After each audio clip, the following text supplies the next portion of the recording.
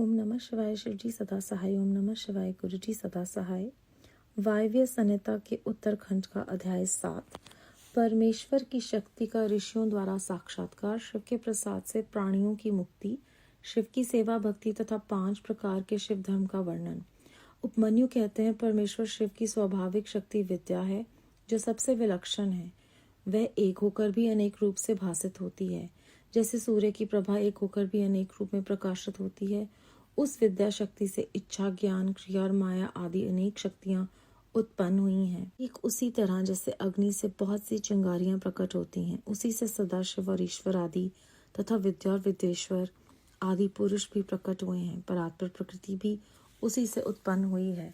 महातत्व से लेकर विशेष पर्यंत सारे प्रकार तथा अज, ब्रह्मा आदि मूर्तियां भी उसी से प्रकट हुई हैं। इनके सिवा जो अन्य वस्तुएं हैं वह सब भी उसी शक्ति के कार्य हैं, इसमें संशय नहीं है।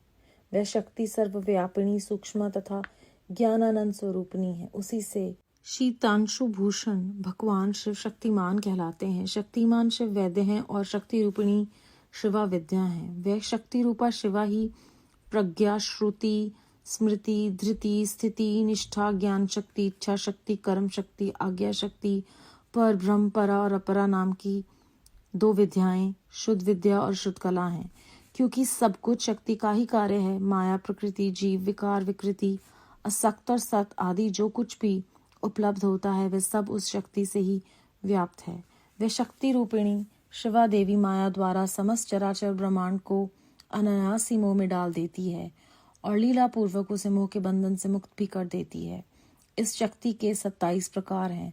27 प्रकार वाली इस शक्ति के साथ सर्वेश्वर शिव संपूर्ण विश्व को व्याप्त करके स्थित हैं। इन्हीं के चरणों में मुक्ति विराजती है। पूर्व काल की बात है, संसार बंधन से छूटने की इच्छा वाले कुछ ब्रह्मवादी मुनियों के मन में यह संशय हुआ। वे परस्पर मिलकर यथार्थ रूप से विचार करने लगे, इस जगत का कारण क्या है, हम किससे उत्पन्न हुए हैं और किससे जीवन धारण करते हैं, हमारी प्रतिष्ठा कहाँ है, हमारा अधिष्ठाता कौन है, हम किसके संयोग से सदा सुख में और दुख में रहते हैं, किसने इस विश्व की अलंघनीय व्यवस्था की है। यदि कहें काल, स्वभाव, नियति अर्थात निश्चित फल देने वाला कर्म और यदृच्छा आकस्मिक घटना इसमें कारण हो तो यह कथन युक्ति संगत नहीं जान पड़ता। 5 महाभूत तथा जीवात्मा भी कारण नहीं है। इन सबका संयोग तथा अन्य कोई भी कारण नहीं है, क्योंकि ये काल आदि अचेतन है। जीवात्मा के चेतन होने पर भी वह सुख दुख से अभिभूत तथा असमर्थ होने से इस जगत का कारण नहीं हो सकता। अतः कौन कारण है, इसका विचार करना चाहिए। इस प्रकार आपस में विचार करने पर जब वो युक्तियों द्वारा किसी निर्णय पर न पहुंच सके, तब उन्होंने ध्यान योग में स्थित होकर परमेश्वर की सर्वभूता अचिंत्य शक्ति का साक्षात्कार किया, जो अपने ही गुणों से सत्व, रज और तम से ढकी है तथा उन तीनों गुणों से परे है। परमेश्वर की वह साक्षात शक्ति समस्त पाशों का विच्छेद करने वाली है। उसके द्वारा बंधन काट दिए जाने पर जीव अपनी दिव्य दृष्टि से उन स्वर्ण कारण शक्तिमान महादेव जी का दर्शन करने लगते हैं, जो काल से लेकर जीवात्मा तक पूर्वोक्त समस्त कारणों पर तथा संपूर्ण विश्व पर अपनी इस शक्ति के द्वारा ही शासन करते हैं। वह परमात्मा अप्रमेय है। तदनंतर परमेश्वर के प्रसाद योग, परम योग तथा सुदृढ़ भक्ति योग के द्वारा उन मुनियों ने दिव्य गति प्राप्त कर ली है। श्री कृष्ण जो अपने हृदय में शक्ति सहित भगवान शिव का दर्शन करते हैं, उन्हीं को सनातन शांति प्राप्त होती है, दूसरों को नहीं। यह श्रुति का कथन है। शक्तिमान का शक्ति से कभी वियोग नहीं होता। अतः शक्ति और शक्तिमान दोनों के तदात्म्य से परमानंद की प्राप्ति होती है। मुक्ति की प्राप्ति में निश्चय, ज्ञान और कर्म का कोई कर्म विवक्षित नहीं है। जब शिव और शक्ति की कृपा हो जाती है तब वह मुक्ति हाथ में आ जाती है। देवता, दानव, पशु, पक्षी तथा कीड़े मकोड़े भी उनकी कृपा से मुक्त हो जाते हैं। गर्भ का बच्चा, जन्मता हुआ बालक, शिशु, तरुण, वृद्ध, मुमुक्षु, स्वर्गवासी, नारकी, पतित, धर्मात्मा, पंडित अथवा मूर्ख सांभे शिव की कृपा होने पर तत्काल मुक्त हो जाते हैं, इसमें संशय नहीं है। परमेश्वर अपनी स्वाभाविक करुणा से अयोग्य भक्तों के भी विविध मलों को दूर करके उन पर कृपा करते हैं, इसमें संदेह नहीं है। भगवान की कृपा से ही भक्ति होती है और भक्ति से ही उनकी कृपा होती है। अवस्था भेद का विचार करके विद्वान पुरुष इस विषय में मोहित नहीं होता है। कृपा प्रसाद पूर्वक जो ये भक्ति होती है वे भोग और मोक्ष दोनों की प्राप्ति कराने वाली है। उसे मनुष्य एक जन्म में नहीं प्राप्त कर सकता। अनेक जन्मों तक श्रौत स्मृत कर्मों का अनुष्ठान करके सिद्ध हुए विरक्त एवं ज्ञान संपन्न पुरुषों पर महेश्वर प्रसन्न होते हैं और कृपा करते हैं। देवेश पर शिव के प्रसन्न होने पर उस पशु जीव में बुद्धि पूर्वक थोड़ी सी भक्ति का उदय होता है।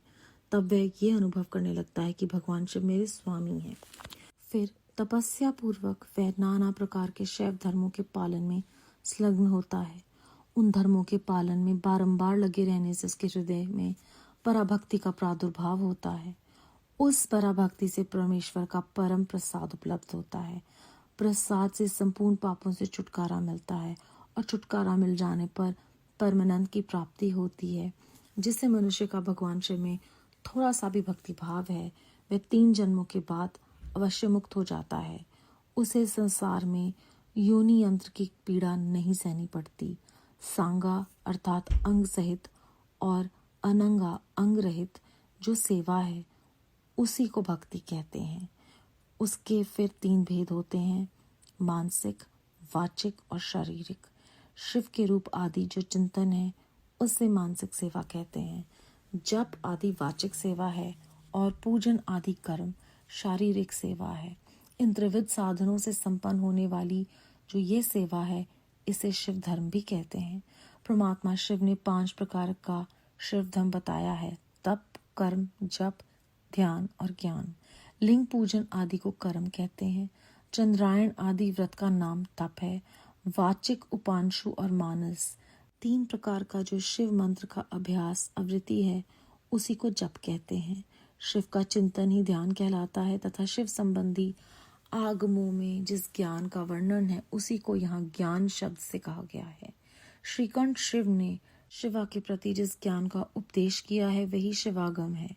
शिव के आश्रित जो भक्तजन है उन पर कृपा करके कल्याण के एकमात्र साधक इस ज्ञान का उपदेश किया गया है। अतः कल्याणकामी बुद्धिमान पुरुष को चाहिए कि वह परम कारण शिव में भक्ति को बढ़ाए तथा विषयासक्ति का त्याग करे। अध्याय 7 समाप्त। इस अध्याय में उपमन्यु जी बताते हैं कि परमेश्वर शिव हैं, उनकी स्वाभाविक शक्ति जो है वो विद्या है और वो सब में ही विलक्षण है। जिस तरह सूर्य की प्रभा एक होकर अनेक रूप में दिखती है, प्रकाशित होती है, उसी तरह से उनकी जो शक्ति है वो अग्नि की चिंगारियों की तरह बहुत प्रकार से प्रकट होती है। और वो कहते हैं कि वह शक्ति जो है वो सर्वव्यापिनी है, सूक्ष्म है तथा ज्ञानानंद रूप भी है। और शक्तिमान शिव जो है वो खुद ही वैद्य और शक्ति रूपिणी शिवा विद्या है। वही शुद्ध विद्या, शुद्ध कला है। वो प्रज्ञा, श्रुति, स्मृति, धृति, स्थिति, निष्ठा, ज्ञान शक्ति, इच्छा शक्ति, कर्म शक्ति, ज्ञा शक्ति, पर ब्रह्म, परा और अपरा है। उन्होंने ही माया के द्वारा समस्त जगत को अनायास ही मोह में डाला हुआ है और उन्हीं की लीला से जो संसार है वो मोह के बंधन से उसे वो मुक्त कर देती हैं। वो बताते हैं कि शक्ति के 27 प्रकार हैं और इस शक्ति के साथ सर्वेश्वर शिव जो हैं वो संपूर्ण जगत में स्थित हैं। ऋषि जो हैं वो विचार करने लग जाते हैं कि हम कहाँ से उत्पन्न हुए हैं। वो ये जानना चाहते हैं कि इस विश्व की अलंघनीय व्यवस्था किसने की है। वो इस निष्कर्ष पर पहुँचते हैं कि न तो काल, स्वभाव, नियति या आकस्मिक घटना, जीवात्मा या 5 महाभूत, इनमें से कोई भी इसको रचने वाला नहीं हो सकता, क्योंकि काल तो अचेतन है और जो जीवात्मा है वो चेतन होने पर भी सुख और दुख को महसूस करते हैं, तो वो जगत के कारण नहीं हो सकते। तो हमें विचार करना चाहिए कि कौन है जिसने सारे जगत को रचा है। अपनी पूरी समर्था से वो विभिन्न प्रकार की युक्तियां लगाकर भी किसी निष्कर्ष पर जब नहीं पहुंच पाते तो वो ध्यान लगाते हैं। ध्यान योग में स्थित होकर उन्हें उस शक्ति का साक्षात्कार होता है और उन्हें समझ में आता है कि सत्व, रज और तम से ये सारी जो सृष्टि है वो ढकी हुई है, और उन तीनों गुणों से परे है वो शक्ति। परमेश्वर की वह साक्षात शक्ति ही है जो पाशों से मुक्त कराती है, और जब उनकी दिव्य दृष्टि पड़ती है तब महादेव जी के दर्शन होते हैं, और उस समय जीवात्मक पूर्वोक्त समस्त कारणों तथा संपूर्ण विश्व पर अपनी शक्ति के द्वारा शिवजी महाराज जो हैं वो शासन करते हैं। तो जो मुनि हैं उनके जो प्रश्नों के उत्तर हैं वो उन्हें परमेश्वर के प्रसाद योग, परम योग और सुदृढ़ भक्ति योग से ही प्राप्त होते हैं। उपमन्यु जी श्री कृष्ण से कहते हैं, जो अपने हृदय में शक्ति सहित भगवान शिव का दर्शन करते हैं उन्हें ही ये सनातन शांति तथा परमानंद की प्राप्ति होती है। जब शिव और शक्ति की कृपा हो जाती है तभी यह अवस्था प्राप्त होती है।